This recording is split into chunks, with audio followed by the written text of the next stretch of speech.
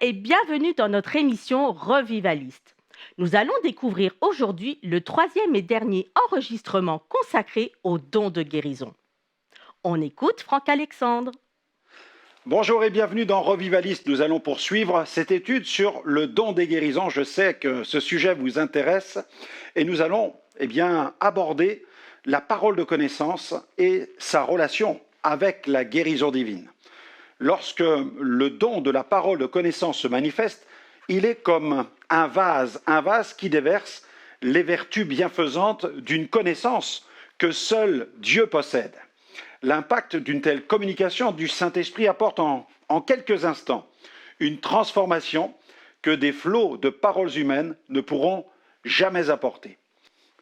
L'omniscience est cette capacité qui consiste à tout savoir, mais en réalité, seul Dieu peut vraiment connaître tout. Ce mot vient du latin et fait référence à l'attribut de posséder toute la connaissance. L'omniscience de Dieu signifie qu'il possède la connaissance parfaite de toutes choses, passées, présentes et futures. Si Dieu a créé l'univers, et si c'est lui qui a créé l'être humain à son image, avec des capacités touchant au savoir et à l'intelligence, il est évident que Dieu possède l'absolue connaissance. Ainsi, les trois personnes de la Trinité, étant parfaitement unies, elles disposent toutes de cette capacité d'omniscience. N'en doutons pas, Dieu connaît parfaitement nos pensées.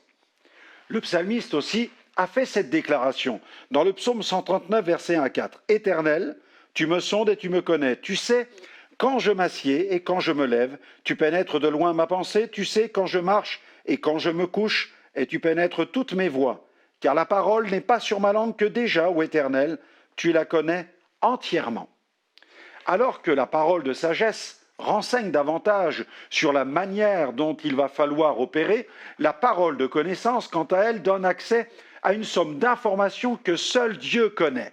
L'accès à cette connaissance permet à l'enfant de Dieu d'agir en conséquence ou de communiquer à autrui cette connaissance.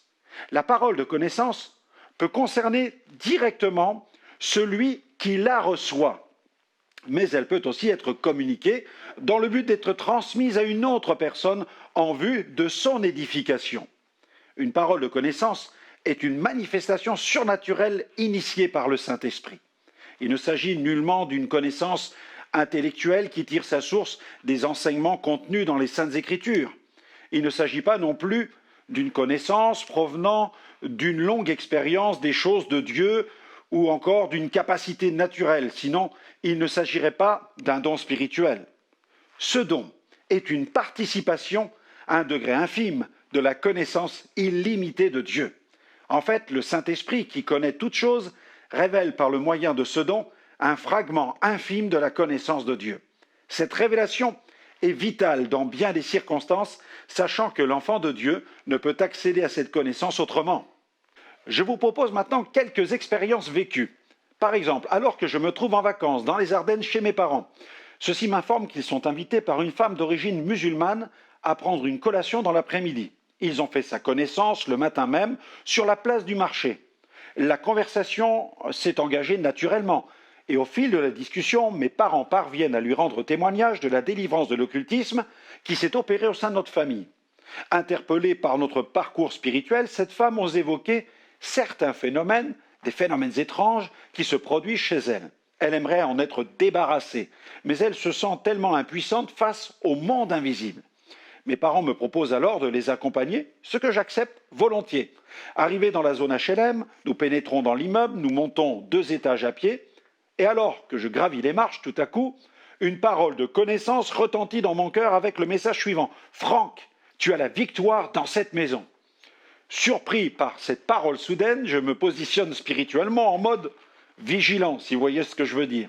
C'est-à-dire que je prie intérieurement avec davantage d'intensité. Je sens que quelque chose va se passer, mais je ne sais pas quoi. Arrivé devant la porte, mon père sonne, la porte s'ouvre, une femme très aimable et souriante nous accueille. Elle semble seule. Nous échangeons quelques paroles de politesse dans le hall d'entrée. Mes parents font les présentations. Immédiatement, la femme explique qu'elle souffre à cause de phénomènes qui se passent chez elle. À ce moment précis, je ressens que le Saint-Esprit prend les choses en main. Je pose alors cette question à cette femme. « Mais madame, N'y a-t-il pas une autre personne chez vous? Surprise, elle me répond, oui, il y a ma mère, pourquoi? Je lui demande, voulez-vous bien aller la chercher car j'aimerais aussi la saluer? Quelques instants plus tard, la femme revient accompagnée de sa mère, qui visiblement a les plus grandes peines à marcher. Elle me dit, elle ne parle pas français. Je lui tends la main pour la saluer, je me présente tout simplement. Je dis bonjour madame, heureux de vous rencontrer, je m'appelle Franck, je suis serviteur de Dieu et je vous salue dans le nom de Jésus. À peine ai-je fini de mentionner le nom de Jésus à cette femme, qui ne connaît pas ma langue, que les démons se manifestent en la propulsant avec violence en arrière contre le divan du salon et elle roule à terre. Elle se relève immédiatement et se met à tourner sur elle-même en dansant de façon étrange, les yeux révulsés, les mains et les doigts repliés sur eux-mêmes. Mais béni soit Dieu, en quelques minutes, elle fut délivrée par le nom puissant de Jésus. Cette délivrance contribua à ouvrir la porte de l'évangélisation au sein de cette famille musulmane. Voici maintenant l'extrait d'un courrier que nous avons reçu au sujet des effets merveilleux que peuvent produire une parole de connaissance. J'ai assisté aux réunions d'évangélisation organisées dans cette ville. Et j'y ai amené une amie catholique pour qu'elle entende l'Évangile. Au moment de l'appel au salut, je priais le Seigneur pour qu'il touche son cœur et l'aide à faire un pas de foi. Mais au lieu de cela, vous avez donné une parole pour une fille de Dieu que le diable tourmentait avec des pensées de suicide, qu'elle y pensait comme une solution à ses problèmes et que personne dans l'Église ne pouvait s'en douter. Vous avez dit que Dieu voulait la délivrer et qu'elle devait s'avancer pour la prière. Un peu plus tôt dans la journée, je me sentais triste et découragé, inutile au Seigneur comme aux autres, et j'ai dit précisément à mon ami, si je ne craignais pas Dieu, il y a longtemps que je serais passé à l'acte. Quand vous avez donné cette parole, j'ai ressenti encore une fois que Dieu me connaissait personnellement, qu'il connaissait tous les aspects de ma vie et qu'il m'aimait. Je me suis avancé à la prière, vous avez prié pour moi. Si je vous écris aujourd'hui, c'est pour vous dire que Dieu m'a réellement délivré de toutes ces pensées. Je remercie le Seigneur pour cette révélation qu'il a donnée au travers de votre bouche. Voyons maintenant de multiples formes de communication de la révélation divine. En parcourant le contenu des Saintes Écritures, il ressort que Dieu emploie différents moyens pour communiquer ses messages à ses serviteurs. Parfois, il va utiliser un ange, un songe, une vision, une voix qui résonne intérieurement, un prophète, une conviction intérieure, ou encore un passage de l'Écriture mis en exergue, ou tout simplement, Dieu va utiliser le bon sens.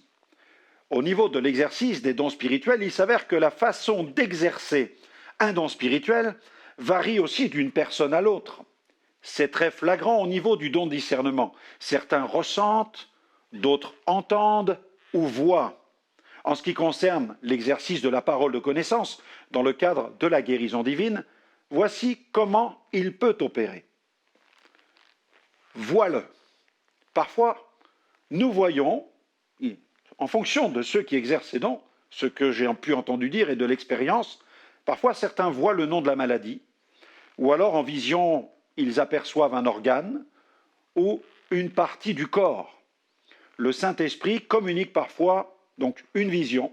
Cette vision va contribuer à libérer les dons spirituels, le don de foi, une révélation et ensuite le don des guérisons.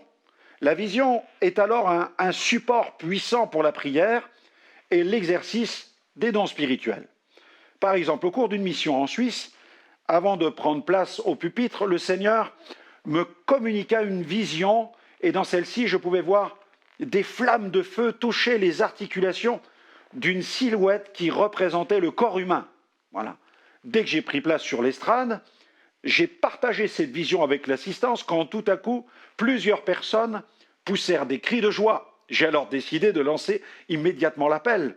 Plusieurs personnes se sont avancées spontanément. Quand je les ai touchées au niveau des articulations, elles ont été visitées par la puissance de Dieu et guéries. Autre témoignage. En 1988, une femme s'est présentée dans notre assemblée. Elle souffrait beaucoup d'une infirmité au niveau de son genou. Elle avait été victime d'un accident à l'âge de 8 ans et elle ne pouvait pas marcher sans ses béquilles.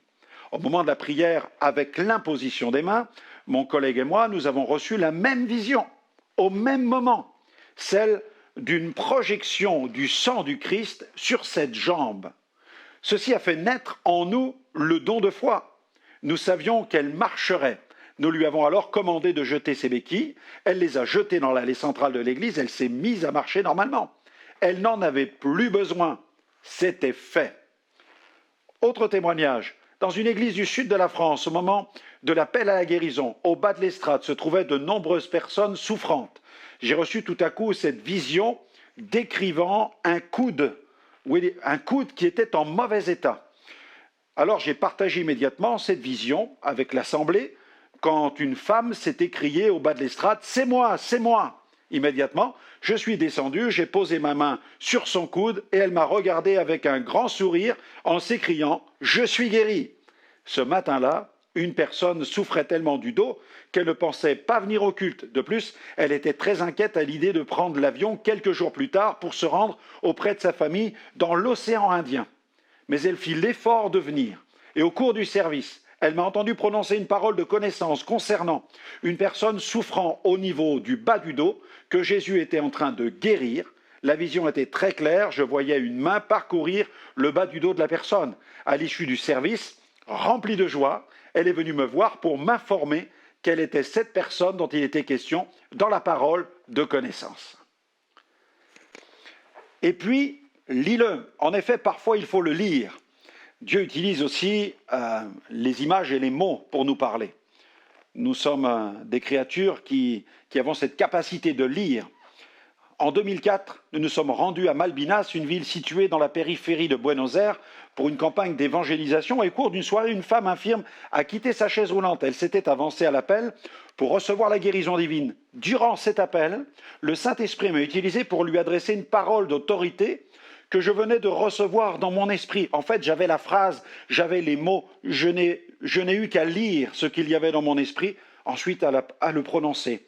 Alors j'ai déclaré devant 4000 personnes, « Madame, cette chaise roulante n'est pas une fatalité. Au nom de Jésus, levez-vous et marchez. » Elle a reçu cette parole avec foi et elle s'est levée dès qu'elle fut debout. Des pasteurs se sont approchés pour la soutenir car elle était encore très faible. Quelques minutes plus tard, elle marchait toute seule sans l'aide de personne. Et puis, identifie-le. Parfois, le Seigneur nous permet de saisir tout un scénario, une situation concernant une personne. Le problème étant identifié, nous savons alors qu'il faudra opérer en conséquence. Autre témoignage, au cours d'une mission en Belgique, la réunion était sur le point de commencer. Je regardais tous ces gens qui entraient les uns après les autres dans l'assemblée, et quand tout à coup, dans mon esprit, une dame fut comme surexposée, c'est comme si elle sortait du décor. Je savais, en la regardant, qu'elle voulait mettre fin à ses jours. Alors un sentiment d'urgence s'est emparé de moi. Au cours de la prédication, je n'ai pas manqué d'aborder cette question de la vie et de la mort. Et au moment de l'appel au salut, cette dame s'est avancée. Elle était en larmes. Elle a fait une démarche vers le Seigneur. En priant pour elle, j'ai commandé à l'ennemi de reculer de sa vie. Visiblement, elle était secouée, l'ennemi était dérangé. À l'issue de la réunion, j'ai informé le pasteur de ce que j'avais vécu. Il m'a alors assuré qu'il allait veiller à lui rendre visite dans les plus brefs délais. C'était le dimanche. Et le mardi, le pasteur m'envoie ce message. « Tu as vu juste, elle a tenté de se suicider lundi soir, mais tout est rentré dans l'ordre. Sa fille est allée chez elle lui faire vomir les médicaments. Puis, je lui ai dit de rester avec elle. Ce matin, 2 sœurs y sont allées aussi. J'ai eu cette dame aussi au téléphone. » Cette femme fut prise en charge par les équipes de visite à domicile. Autre point, par exemple, reçois-le. Dans ces moments de prière, il arrive que le Saint-Esprit fasse résonner son message à l'intérieur de notre cœur. Ce message peut s'adresser à celui qui prie, mais aussi au malade. Il peut s'agir d'une parole d'autorité destinée à maximiser la foi du malade. Une puissante conviction prend place, libérant notre foi. Par exemple, en 1991, à Romilly-sur-Seine, alors que je prêchais sur ce passage, il envoya sa parole et les guérit. Une femme présente dans la salle ressentit immédiatement un choc au niveau du genou dont elle souffrait depuis longtemps. Ce jour-là, elle fut instantanément guérie au moment où j'ai dit « Tu es là, tu te tiens dans les rangs et le Seigneur envoie sa parole et il te guérit. » Et puis, vis-le. Parfois, Dieu nous permet de vivre quelque chose de profond. Il arrive qu'une conviction profonde nous envahisse et nous conduise à opérer directement avec puissance. Dans le cœur de celui qui prie, de l'opérateur, c'est fait. La personne est déjà guérie. J'ai souvent expérimenté ce genre de sensation, de conviction. Il s'agit d'une telle conviction que vous savez que le fruit est mûr et qu'il ne reste plus qu'à le cueillir. À ce moment précis, le don d'opérer des miracles s'exerce et je dis à la personne « Allez-y, c'est fait, bougez votre bras » ou encore « Levez-vous ». C'est assez rare, mais il m'est arrivé un matin de me réveiller avec une forte migraine sur le côté gauche. C'est quelque chose de très rare. Cette douleur m'a tout d'abord surpris car la nuit avait été très bonne, c'était un dimanche, j'étais en mission, je devais prêcher au culte dans une église. Dès que je me suis levé du lit, quelques minutes plus tard, la migraine avait disparu. Le moment du culte arrive, et là, au moment de prendre place derrière le pupitre pour apporter la parole, la migraine reprend place. Tout à coup, une conviction prend place dans mon cœur. J'ai compris qu'une personne souffre d'une migraine qui se porte sur le côté gauche de sa tête. Le plus étonnant, c'est qu'avant d'apporter la parole, j'avais invité ceux qui avaient été guéris la veille au cours de la réunion du soir à témoigner. 7 personnes s'étaient avancées, dont une jeune femme qui avait déclaré avoir été guérie de migraine la veille. Il ne pouvait donc pas s'agir de cette personne-là. Ce que je ressentais concernait donc une seconde personne souffrant de migraine se portant sur le côté gauche de la tête. L'écoute est importante. Après avoir entendu ces divers témoignages de la grâce de Dieu, je me suis simplement adressé à l'assistance de cette manière. Une migraine du côté gauche, est-ce que ça parle à quelqu'un ce matin? Immédiatement, une femme lève la main. Elle se trouvait sur le devant. Je lui ai alors imposé les mains. Le Seigneur bouscula le programme du culte au point que plusieurs bénéficièrent de paroles de connaissance et firent l'expérience de la guérison divine. Et en ce qui me concerne, je n'ai jamais fait de migraine. Entends-le. Parfois, il faut l'entendre aussi. Entendre quelque chose. Pour venir en aide aux personnes tourmentées et aux malades, il arrive que le Saint-Esprit nous apporte son soutien en nous communiquant le nom de la maladie, la nature du besoin ou l'urgence d'une situation. Par exemple, Thierry suivait des réunions depuis quelque temps et sa vie commençait à changer quand Dieu a mis en lumière un sérieux problème sur le plan spirituel. À cette époque, j'habitais encore chez mes parents et alors que j'étais sur le point de rentrer chez moi, j'ai reçu la conviction qu'il fallait que je me rende rapidement chez Thierry. Arrivé à son domicile, un homme d'une grande taille ouvre la porte. Il me demande ce que je veux. Je lui explique que je viens voir mon ami. Immédiatement, il me demande si j'appartiens à cette église où se rend Thierry. J'ai alors compris qu'il y avait un problème. J'ai répondu par l'affirmative et il a continué en disant « Mais qu'est-ce que vous lui avez fait ?» L'homme était très nerveux. Je lui réponds « Comment cela? Je ne comprends pas. » Il me fait signe de la tête, il m'invite à me pencher pour regarder. Alors je regarde et je peux apercevoir plusieurs membres de la famille assis dans la cuisine qui pleurent. Thierry se trouve quant à lui dans sa chambre. Je pouvais l'apercevoir car la porte de sa chambre était ouverte. C'était un petit studio. Il tenait la Bible contre sa poitrine, ses yeux étaient révulsés. Il tournait sur lui-même. J'ai compris qu'un mauvais esprit était en train de se manifester. Mais la famille, qui n'avait aucune connaissance au sujet de Dieu, de la Bible, de Jésus et des démons, était totalement désemparée. J'ai alors pris quelques minutes pour rassurer tout le monde et je leur ai demandé de me faire confiance, que l'affaire allait se régler. Ils ont accepté. Je suis entré dans la chambre, j'ai refermé la porte derrière moi. Je me trouvais maintenant face à Thierry, qui étendit ses mains vers moi. Il prononçait de façon incessante le nom de Jésus. J'ai alors exercé l'autorité silencieusement sur les puissances qui le tourmentaient, leur commandant de sortir de la vie de Thierry sans faire un seul bruit. Thierry tomba sur son lit, raide comme dans un état de catalepsie. Il se secouait à mesure que les esprits le quittaient. Et je pouvais constater que les esprits sortaient sans faire de bruit. Et puis, après quelques minutes, il a repris connaissance. Il s'est assis sur le bord de son lit, un peu perdu. Et là, il s'est mis à parler. Il m'a appris que lorsqu'il était enfant, sa mère l'emmenait chez les guérisseurs qui trafiquaient sur lui. Il déposait de la cendre sur son dos en forme de croix et prononçait « sur sa vie des prières. Après avoir eu cette discussion avec Thierry, j'ai ouvert la porte de sa chambre et les membres de la famille ont pu constater que Thierry était revenu dans son bon sens. Je n'oublierai jamais cette situation. Cette délivrance s'est produite en 1989 et j'ai pu voir Thierry poursuivre sa marche avec Dieu. Aujourd'hui, il vit toujours pour Christ, il est marié, père de famille. C'est un homme pleinement équilibré qui aime Jésus et l'Église. Et puis, rêve-le. J'avoue qu'il m'arrive assez souvent de rêver que je suis dans une réunion et que des guérisons s'accomplissent. Au réveil, je suis déjà prêt pour faire face à la réunion qui m'attend dans la journée. Je suis comme renouvelé spirituellement, prêt pour exercer le ministère.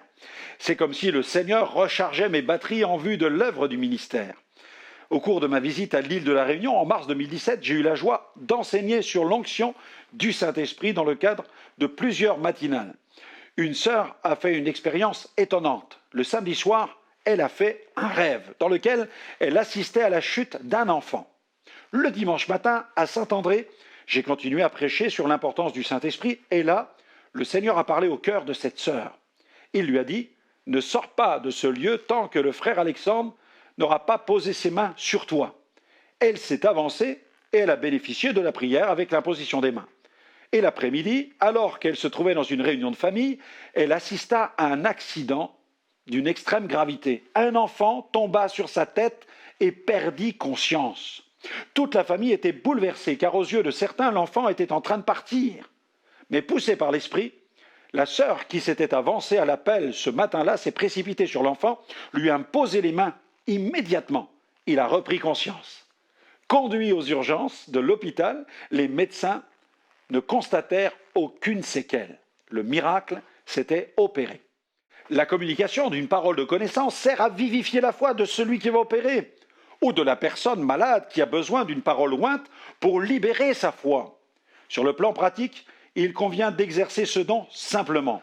Il m'arrive de dire, par exemple, si je dis « douleur vive dans la cheville droite », est-ce que ça a du sens pour quelqu'un ici?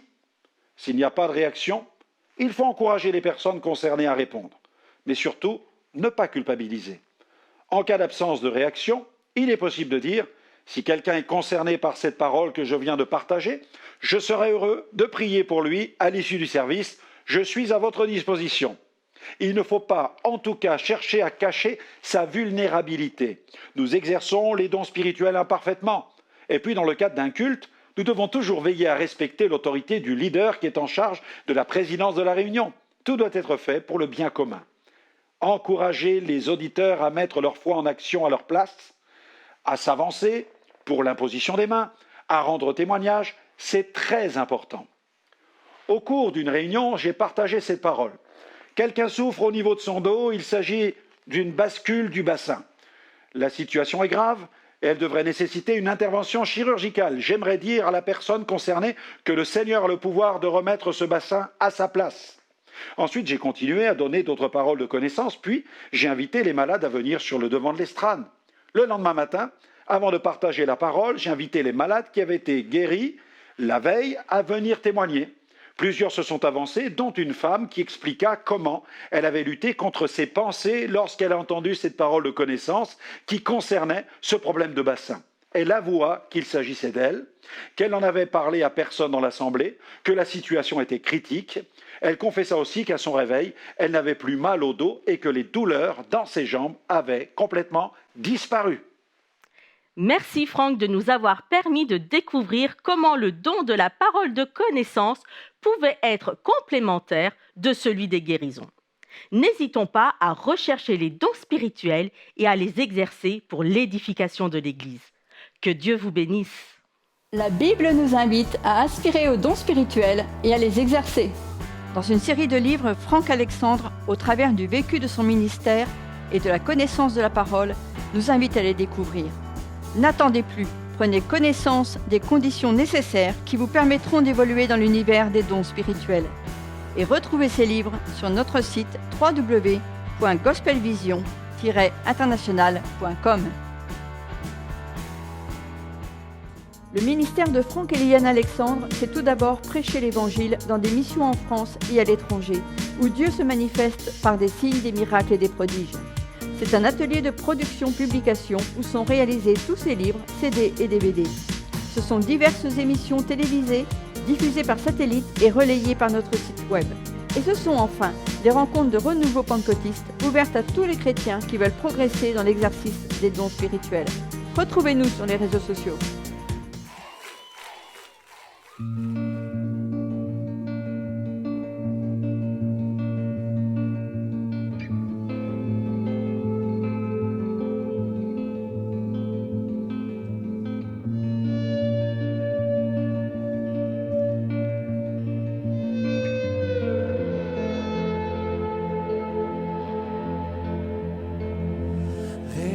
Rédempteur adorable,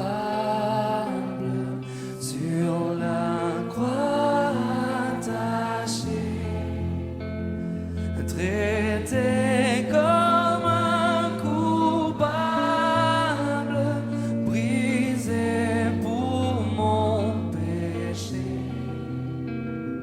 Ton